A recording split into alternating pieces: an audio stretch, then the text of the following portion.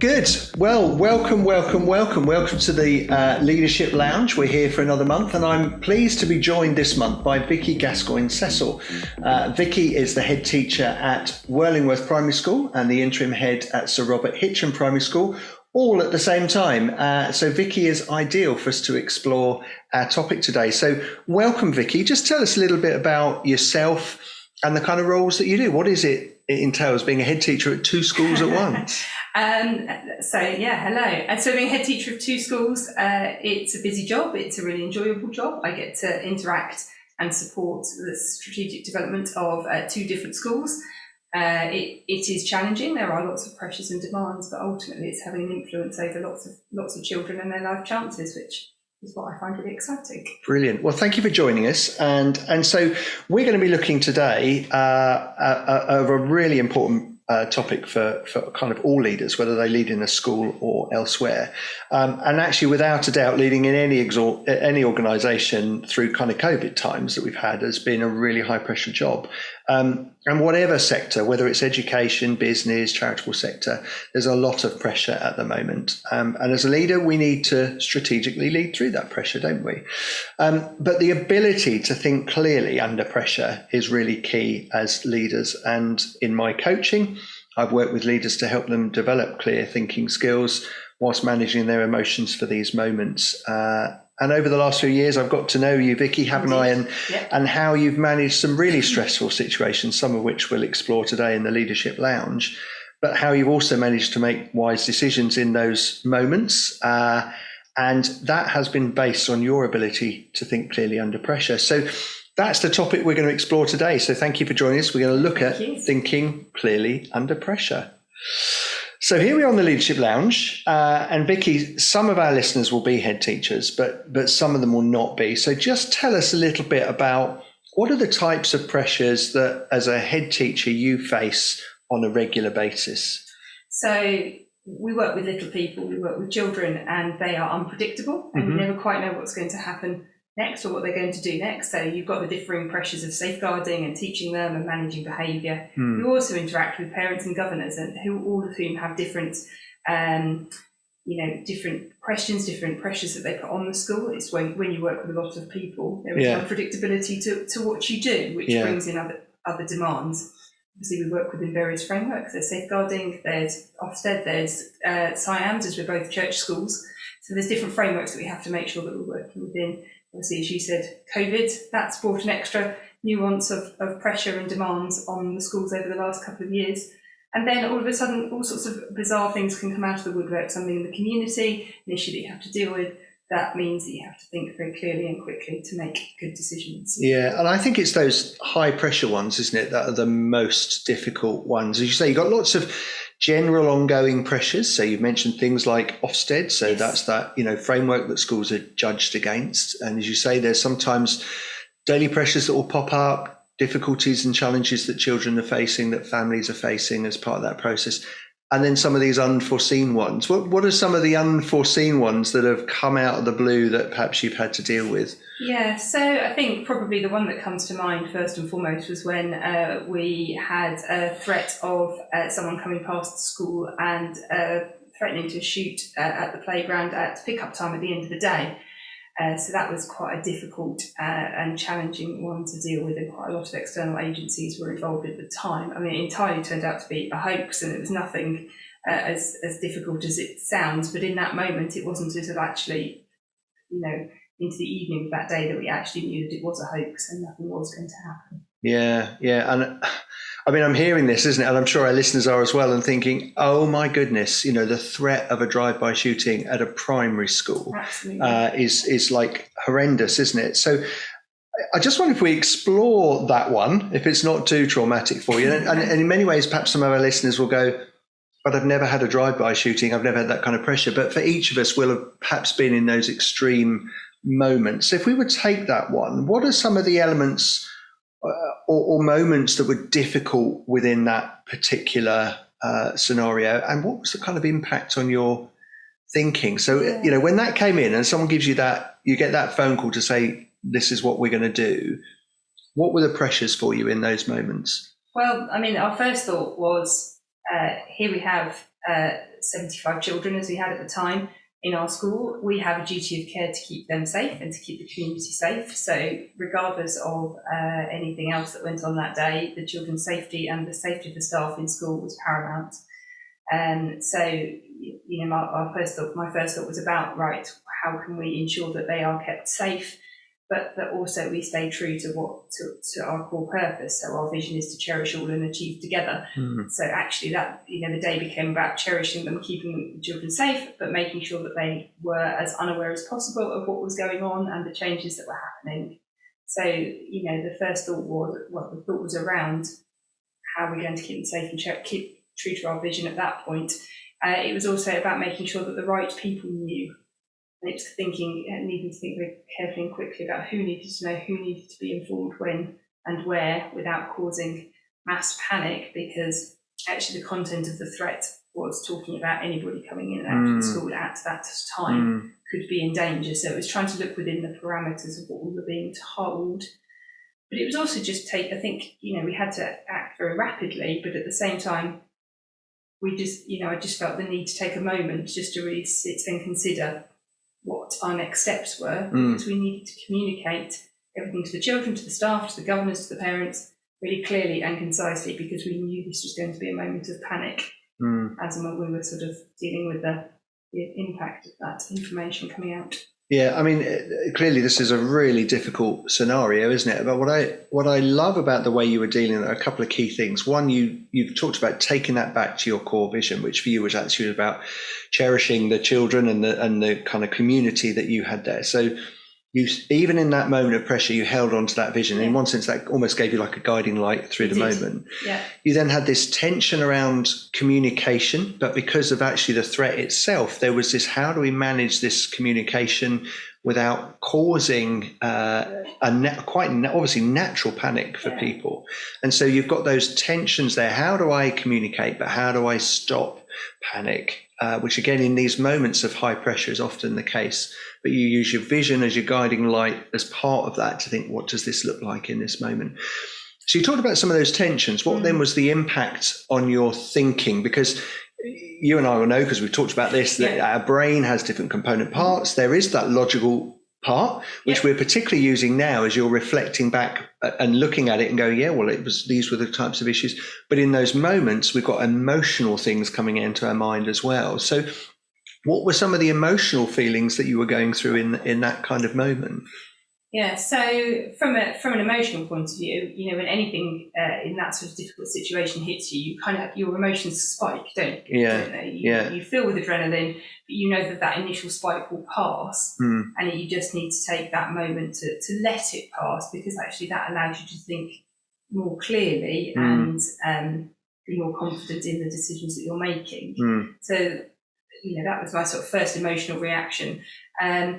Then actually it was who or what can help me in this situation.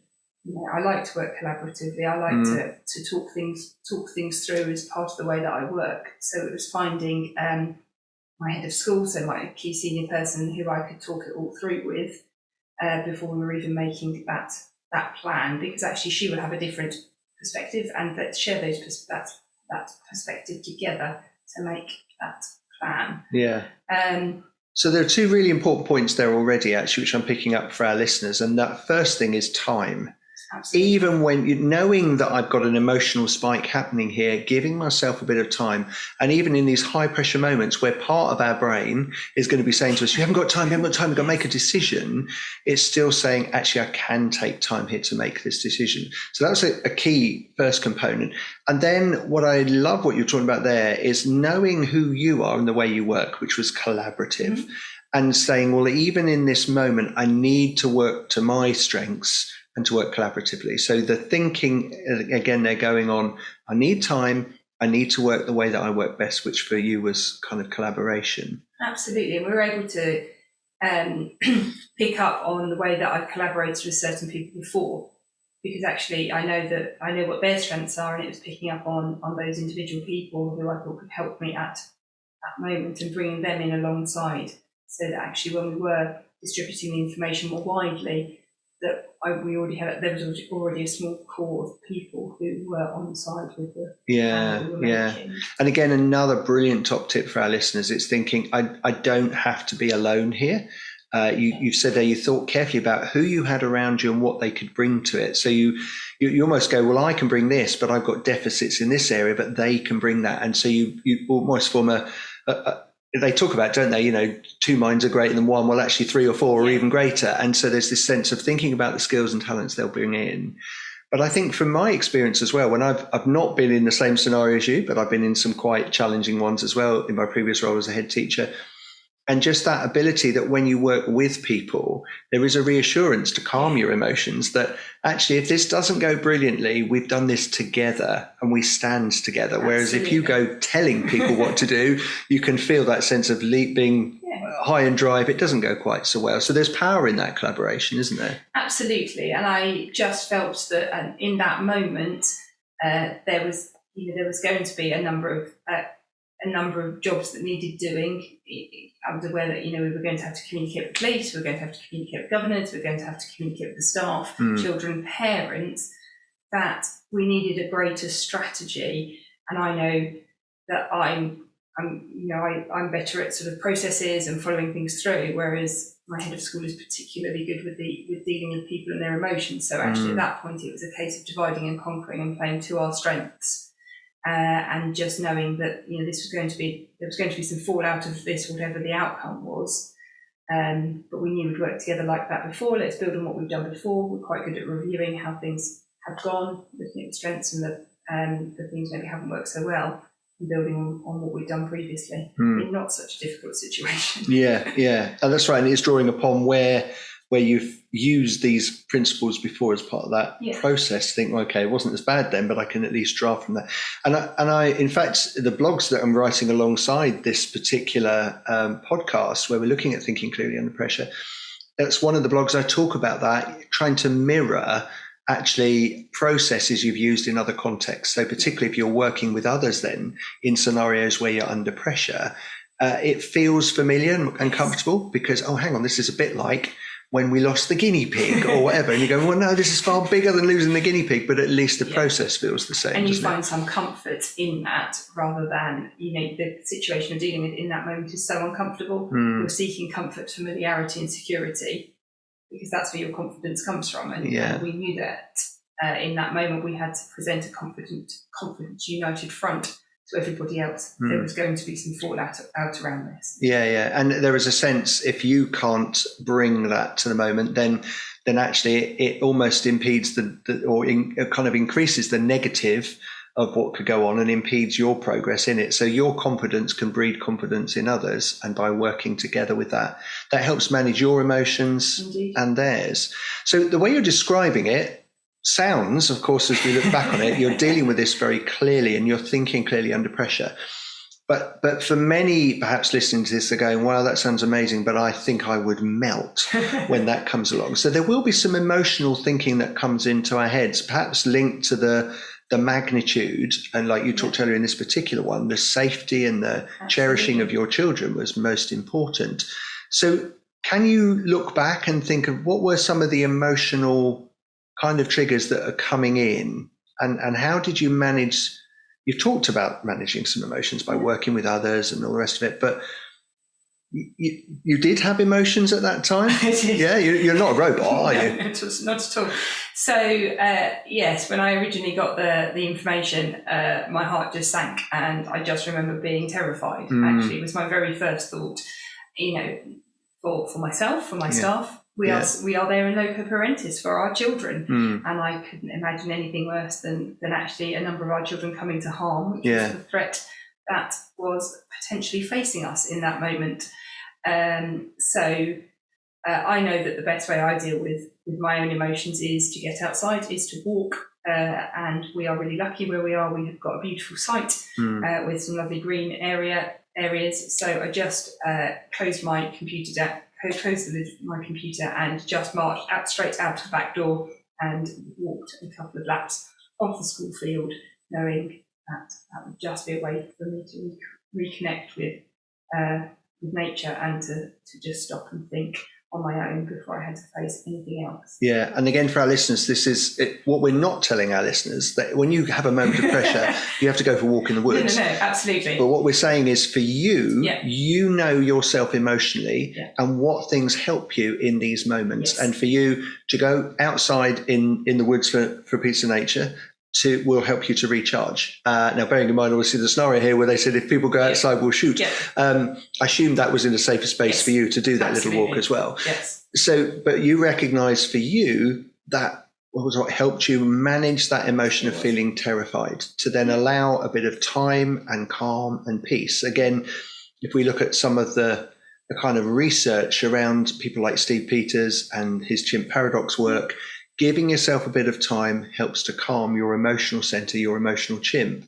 And that's a key aspect, isn't it? And also, you talked about you acknowledged that emotion. I was terrified. I really was. And so those are two key parts. Acknowledge the emotion you're feeling, give yourself a bit of time. And the other one you did as well, which is when you're talking about the processes, you remind yourself of the time that's been okay. So you've dealt with a different pressure, but a high pressure before. How did I manage that before? How could I utilize that and work that into the system? So those three aspects were how you managed that initial emotion part. And I think it was just important to take that moment just to enable that spike of emotion to fall a little. Because if I was going to, I knew I had to tell somebody else what was going on, I was about to deal with their emotion in that moment, and I had to be ready to deal with that. I couldn't be up here in the moment that my colleague was also going to be up here. Yeah, so I think there's a real self-management bit there, isn't it? That in those, particularly if you're working with people in that under pressure moment,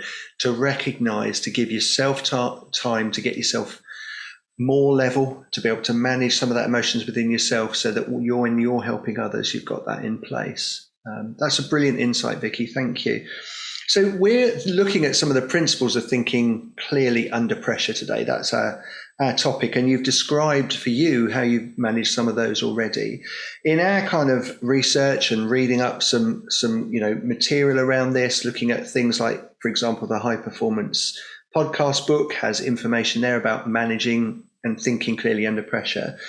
We've got a little acronym called ARTHUR. So if you're struggling you're just trying to work out how can I think clearly under pressure, it's ARTHUR.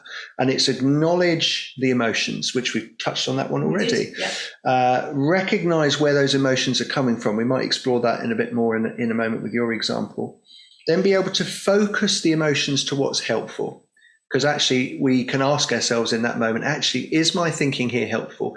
Who's talking to me? Is it my emotional side or my logical side? So it's being able to focus the emotion that will help. Then understand clearly the demands, the ability that you have and the consequences. Because sometimes in these under pressure moments, we can be hard on ourselves and not think clearly. And then lastly, to realize that this is a learning opportunity. It's not a one-off. So there's a kind of acrostic for that, and those who are listening will realise, hang on, that's not a TH Arthur, but an F Arthur. It's an Arthur. So let's just look in these first two. You talked about acknowledging emotion, and you said I was terrified, and then it's where they're coming from to help in these pressurised moments. So how does acknowledging the emotions for you, how does that help? I think it just brings clarity to what you're feeling. When you get that spike in emotion, if you're able to name it and again, just think back to maybe how you dealt with it before, then you've got a strategy. I like a strategy. If I can follow a strategy, I feel much more comfortable. If you're struggling to name that emotion, it just feels like internal turmoil. And actually that can be something that can really inhibit the thinking. And therefore, by naming the emotion, even if later you think about it and actually that wasn't quite what I was feeling, but if in that moment you can name it, you can deal with it. Yeah. And that was the clarity that I needed in that moment. And if I was feeling terrified and frightened and worried, that was a sort of prediction of how others were going to feel. I just feel that in the circumstances that we were dealing with, in that moment, it was going to be an emotional reaction from anybody that I shared this information with. So by being aware of the emotions in myself, I was aware of the potential emotions others would show. And that gave me a bit of clarity around the way that I I broke the news, and was involved in my head of school out of a lesson, and it wasn't a can I have a word at the door? It was no, I need to find another adult to put in your classroom because I need you to have this proper conversation. It was, again, that preparation. So I love the fact that actually to help you think clearly under pressure, you had to name that emotion, but it also allowed you to then prepare, as you say, because people will probably feel a similar reaction to that. Everyone will have different, but you at least allowed you to think, if I'm feeling that, others will feel that. And then as you began to process yourself, well, where's this emotion coming from? What are my feelings within this? It allowed you to think, well, then when I'm broaching this with others, it allows me to utilize my learning, how I've worked it through, to help them be able to work that through as well and provide that sense of comfort. So when you, that first one is obviously acknowledge, the next is kind of recognize where it's coming from. And in a sense, to be able to almost say that's okay. So if you think back to that moment for you, you recognize you were terrified. And in one sense, the answer to me could be, well, of course, it's going to come from the fact someone's threatening us with a drive-by shooting. But did it go any deeper than that? Were you able to recognize, kind of where that emotion was coming from? I mean, I think part of it was, where are you trained to deal with such a thing? There was a moment of, oh golly, this is so far outside of anything I've dealt with and ever believed in a school that I would be dealing with. There was a moment of, am I actually equipped to do this? But I'm going to have to. So, here's the moment that we have to decide to get on with it and deal with it. So I guess what I'm hearing there is totally, we're not equipped for that. And those who have ever trained to be a head teacher know there's something called the NPQH, National Professional Qualification of Headship, and nowhere in that does it talk about that kind of level. Nothing. So for you, there was a recognition that part of this terror comes from, am I able to deal with this? It's like I've never been trained in this. There's a sense then, isn't there, of do I have the skills to do this? Because I certainly don't have the experience, I don't have the training. And so it's just recognizing, this is where it's coming from. But then there was quite quickly, as you were describing, this sense of, well, I might not have been trained. It might have been part of any kind of training expertise on this, but I've got to. And so what can I draw upon? So at least that ability to recognize the emotion and where it was coming from enabled you then to make the next step and see it as something, well, okay, so this is why I'm feeling this, but I'm in this position. These are the cards that have been dealt to me today, and I have to do my best hand towards it. Absolutely. And it was just important in that moment to recognise that we were going to have to deal with it. And I think part of the terror also came from the loco parentis aspect of the role. If anything had happened to any child in that situation, we had something potentially so horrific on our hands. And there is this sense, isn't there, because you're in loco parentis, that you want to, it comes back again to that cherishing of them and wanting to keep them all in your care, but knowing this was a significant threat as part of that process.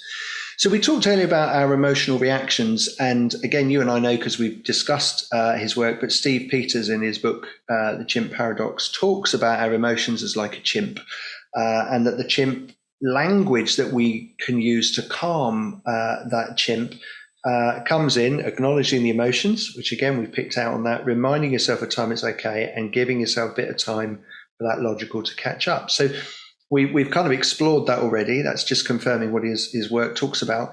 So in terms of then this focusing of your emotions, so we've talked about how we've acknowledged, you've tried to draw upon other moments which were nowhere near as big, but if we're going to focus, have you ever used any of this reminding yourself of okay in managing your chimp thinking under pressure? Perhaps not even just in this scenario, but in other scenarios as well. How much of a reminding yourself is that then exploring that this emotion isn't helpful, so how do I direct that emotion? I think whenever you're faced with a difficult situation, and in this one it was that fear, yes, it was the chimp being frightened, because he was the one saying, I don't know how to deal with this. It was the logical brain that kicked in and said, but you're going to have to.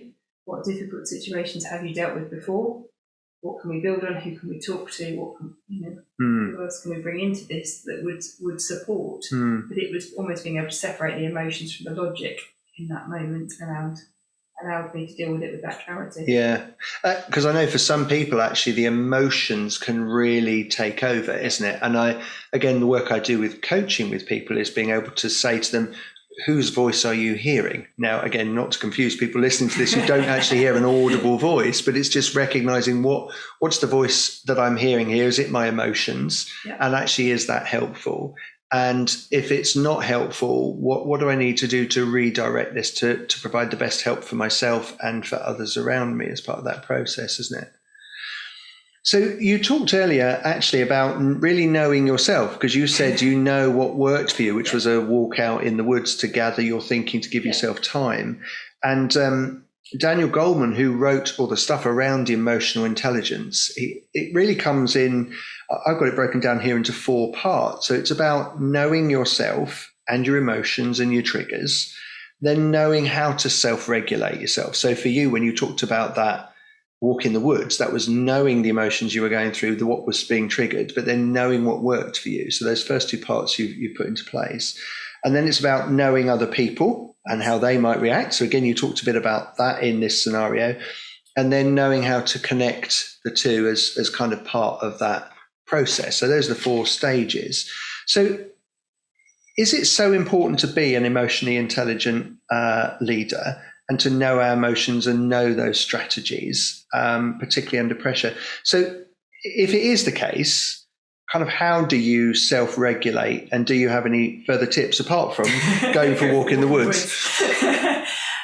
No, I think it is really important to be emotionally intelligent. When you deal with the number of people that we do day in, day out, you have to have an understanding of your own emotions and how you are likely to react to those different situations.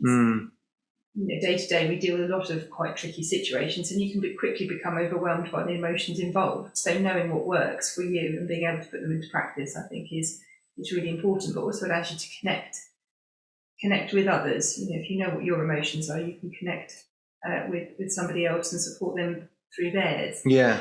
But in terms of managing the emotions, I think for me, it is being able to get out, have a walk, take a moment. I'm a Christian, I'll pray about it, and just pray that God will give me a steer on the way that He'd like me to deal with it. If I can get out and exercise, it's all about just buying myself with that little bit of time, I think, just to kind of come down from that initial spike, get your chimp back in order, and deal with things logically. Yeah, and I guess some of our listeners thinking, gosh, if I faced the scenarios Vicki's just talked about, whether I was a Christian or not, I'd certainly be praying, because it would go, gosh, how do I deal with this? I think what you're talking about there is that blend for you is about that time. Yep. Almost, it's what some would say prayer is, which is going beyond yourself. But actually, even if someone isn't a Christian and isn't into prayer, it is just that moment to take a bit of time, isn't it? And that time to think and to process in a way that works for you is a key aspect, isn't it?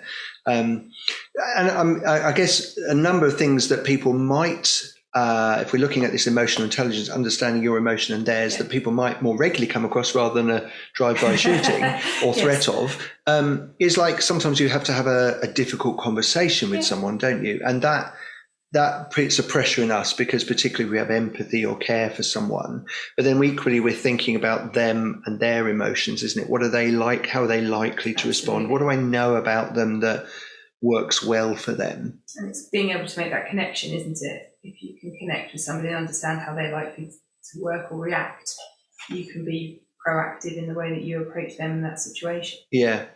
So totally. So it's that.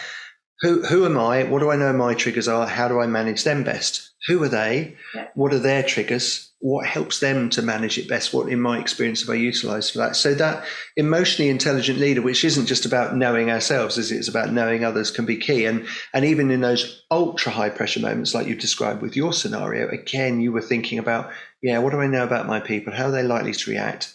What a bit I've learned about my reaction in this moment that might be helpful as part of that process. So again, for any of our listeners thinking those kind of things through. So I mentioned earlier, when we talked right at the beginning about some of our research, some of the things we've looked at, and there's a really good book, about the High Performance Podcast by Jake Humphreys. And in that book, he talks about thinking correctly under pressure, and he talks about DAC, demands, ability, and consequences. and to help our thoughts and feelings get them under control. Because quite often we can, in these moments, think, I have no control here. I'm no good at anything, and we can begin to catastrophize in those moments. So what they say there is to think about the demands, what actually is being required of me in this moment, and then your ability, what skills and resources actually do I have, even though we're thinking we don't have any. So to break it down, and then think about the consequences, what actually is at stake here, because sometimes, again, we can catastrophize and think, our world is going to end as a result of this. So if we take each of these one by one with a demand. So Vicki, if we were to take that situation you mentioned about earlier, what actually were the demands on you? Because we can begin to think, oh no, the whole world revolves around me. What when you unpick it now or at the time, what was actually required of you in that moment? Because you couldn't have controlled everything. No, not at all. I think actually in that moment it was to make a plan and to communicate and implement that plan clearly, with clarity and with calmness. To make sure that everybody was kept safe, that everybody felt cared about, that they were cherished, that everybody was very clear about their part in that plan. And then after the event, which actually it turned out that nothing actually happened and all the children went home absolutely fine, but it was after that, it was communicating why our end of the day protocols had to change, why we'd had to call parents in early because we hadn't given any information at that point. It was communicating it afterwards as well. It was knowing that communication was going to be my key role at that point. So there can be a sense, can't there, in these high pressure moments where we feel we're responsible for everything. Yes. And you've talked about the tension of the safety and well-being, but there is in those delicate moments, isn't there, that there will be some things beyond our control. And you, as it turned out, fortunately, it wasn't as explained to be. But in that moment, you can feel like you have to keep everyone safe. Clearly, your priority is to do that. But what you were able to unpick is actually what is required of me in this moment is to make a plan, to do our best to keep people safe, to keep the communication going. And you basically took that down to three core elements. These are actually the demands on me. Everything else, of course, I know I want to achieve, but if we were to replay this is what I must achieve. And you broke it down to the bits that were within your control as part of that. So I think that's really helpful for our listeners when they're in that high pressure moment to go, it feels like everything is my responsibility, but actually, what is my responsibility here? What can I control? And to be able to break that down, you've given some great examples. So if we think about ability, how do you work through the kind of ability in that kind of moment? So some of the key questions around what resources do I have, what skills do I have, what do I need help with, what can I focus on? So when you're thinking about your ability in that moment, because we can tend to think, I can't do this is way out, like you did initially, you said like we never had training for this. So how did you break that down, either at the time or as you look back now? I think, as I said earlier, I like to work collaboratively. So that brings the ability of two already into the frame. And so, I know that I like to work collaboratively. So by bringing in two of us, it was very clear that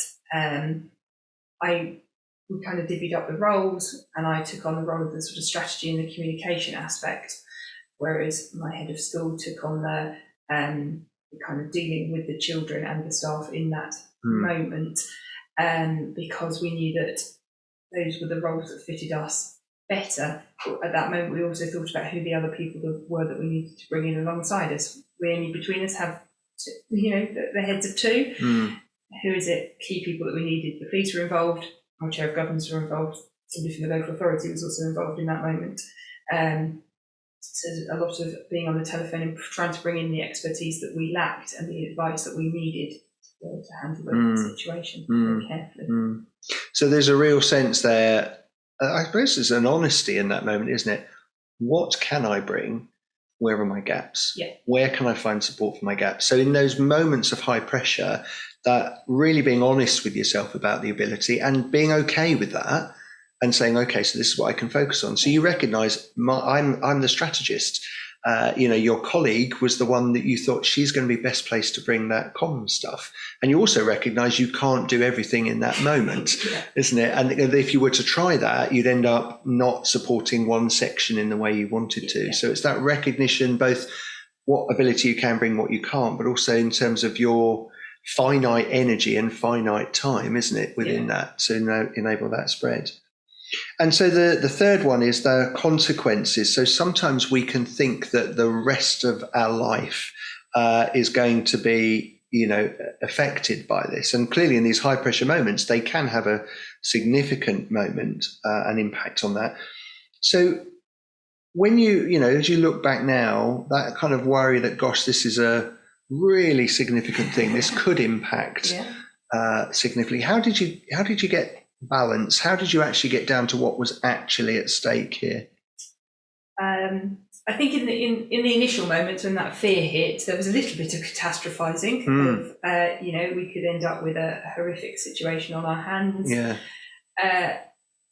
But I think the way I deal with a lot of things is make a plan and follow it.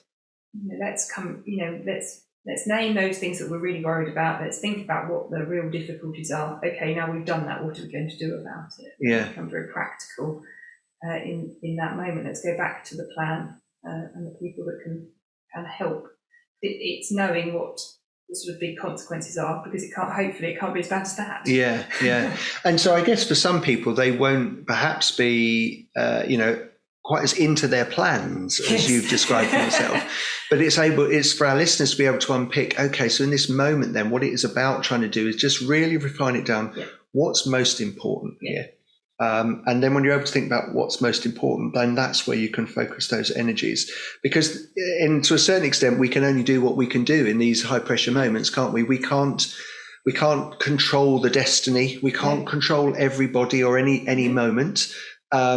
But what we can do is go, what's really important? And for you unpicked actually it's about communication and care with people. Absolutely. So whatever happens here, I want to be able to tell the story that I communicated well and I cared for people.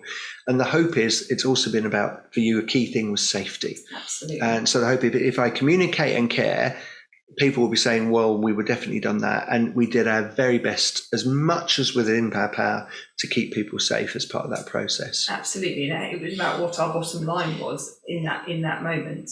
If we've done that, safety is that key thing in that moment. And we had to do our best to ensure the safety of everybody. And so the last kind of part of this whole thinking clearly under pressure process that actually helps us manage this is not seeing these moments as pass fail, but actually seeing as a learning journey. Now, I know in one sense as I'm describing this, and as listeners are hearing this thinking, well, Colin, surely dealing with a potential drive-by shooting of a primary school is definitely a pass-fail moment. We need to get this right. And of course there is that case. You want to get things right. But if we view them as a pass-fail moment, we put intense pressure on ourselves. So is this right, though? Or is it actually when you're dealing with these really difficult moments, no, Colin, it's pass-fail? But does thinking about this in the long term, does that help in any way to manage those emotions? I mean, it did initially feel a little bit like pass-fail. But in any sort of critical incident, if you want to put it that way, it is about what we can learn from it. And as the realisation dawned, once we'd sent all the children home and we were all safe, that this had been a hoax. And whilst it was horrible to go through it, we spent quite a long time kind of doing a post-mortem, if you want to call it that, which is probably the wrong thing to call it in that situation, but going through what had worked, what had been successful, what hadn't been successful. Because there are things that you can learn from the way that you handle anything. And the story that we did tell in that moment of the way we showed care and cherished everybody within that community. So, everything is in every situation there is an ability to learn something. And I think if you try and keep that open-mindedness from as early on in the situation as you can, you're going to learn more and be able to be more adaptive and creative going through it. And I think the more you practice that method of analysing and doing the after action review in that process and saying, yeah, what can we learn from this? What could we have done better? When you face the next pressure moment, yes. whatever that might be, and obviously they'll be different, you've almost begun to train yourself as seeing this as an ongoing learning experience for you and your community, which in a strange way can take a fraction of the pressure off in those high pressure moments. So the more you review and do that practice, isn't it, with the little traumas rather than the bigger ones, it gets you into that mode and allows you to just see this as an ongoing learning journey. So. And at school, we teach the children that we try and teach them to have a growth mindset and to be resilient and to learn from maybe the mistakes or the things that they could have done better. In a sense, we have an opportunity to model to the children that as adults, we also use growth mindsets, and we know that we could always make things better next time. Yeah. We didn't necessarily see it at that very first moment as that opportunity, but it was an opportunity to do that as we reviewed it afterwards. Yeah. So I love that actually, and whether again our listeners are in organisations like schools working with children, or whether they're businesses or charities where they're working with adults, it's that principle. If as a community you kind of learn from those experiences, it actually helps you as a community to develop your both individual but also community resilience and become learning communities as part of that process. So then we turn these high pressure moments, which nobody would choose, they actually in a weird way become a gift to grow and develop from. And actually then these horrible moments have some value rather than just being a horrible moment. Absolutely. And they do bring the community together, and it gives everybody a common purpose to work through and to work towards, which, as you say, you don't want to work through those situations every day, but it was a very good way of bringing the community together around that core purpose of cherishing all. Yeah, brilliant. Vicki, it's been really helpful, and thank you for sharing your story with us, just in terms of, what was a really difficult time for you and the community, and obviously we're highly thankful that everyone was safe. Absolutely, and it turned out to be a rather unpleasant hoax, but there was, as it turned out, no danger. So it's wonderful you're here with us and that every member of your community was kept safe. And now's that moment where we just think about, that kind of drawing together, and for our listeners to get some kind of top tips for that. So what I'm going to do is just kind of summarize some of the stuff we've talked about, and then give you that opportunity to give one or two top tips for your listeners from your experience about thinking clearly under pressure. And so, we've talked about things like just managing your thinking under pressure using that simple acronym of just acknowledging your emotions and recognizing where they're coming from, particularly if as an individual you feel those emotions, and then asking yourself, where are these coming from? Is it helpful? And focusing your thinking around something that's going to be more helpful, and understanding more clearly what the demands and the ability and the consequences actually are on you.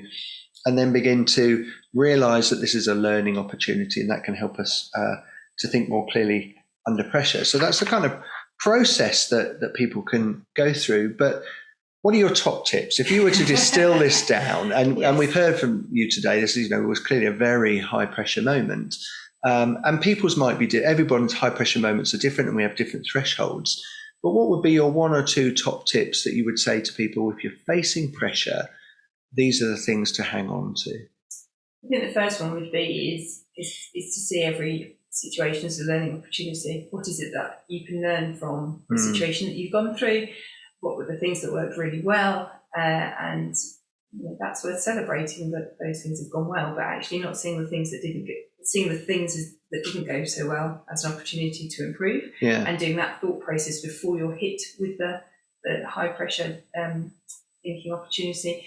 But also just to practice your strategies for managing your emotions before you get into that high pressure environment, so that again you can go to a place of safety. And I know that if I can get outside and just walk, even if it's just for a minute, I can manage a situation far better than if it's demanded in the moment. But I've practiced that and I know it works, so it's always become autopilot. I can do that. So, yeah, I think that sense of creating your own autopilots, then when you're under extreme pressure and your cortisol will be released in your system, it will affect some of your thinking. But if you practice that and you've got that muscle exercised, then when it comes to it, you're more likely to be able to follow that through. So I love that principle of just beginning now, even in those medium pressure moments, review them, see them as learning. So you're more likely to take the pressure off yourself in those big high pressure moments. And then, as you say, to really know yourself around what are my emotional reactions? How do I manage those best? What do I do to get my emotional control, so that when you're in those extreme moments, you know, actually, and this is what works for me, just to work through those emotions first so that you can then think clearly under pressure as part of that process. So I think those are really helpful tips, Vicki. Thank you. Good. And thank you for joining us today on the Leadership Lounge. It's been lovely. Great. So thank you everyone for joining us on the Leadership Lounge. We look forward to seeing you again next month for our wonderful next topic. But in the meantime, thank you for Vicki. Thank you. And thank you listeners for joining us on the Leadership Lounge.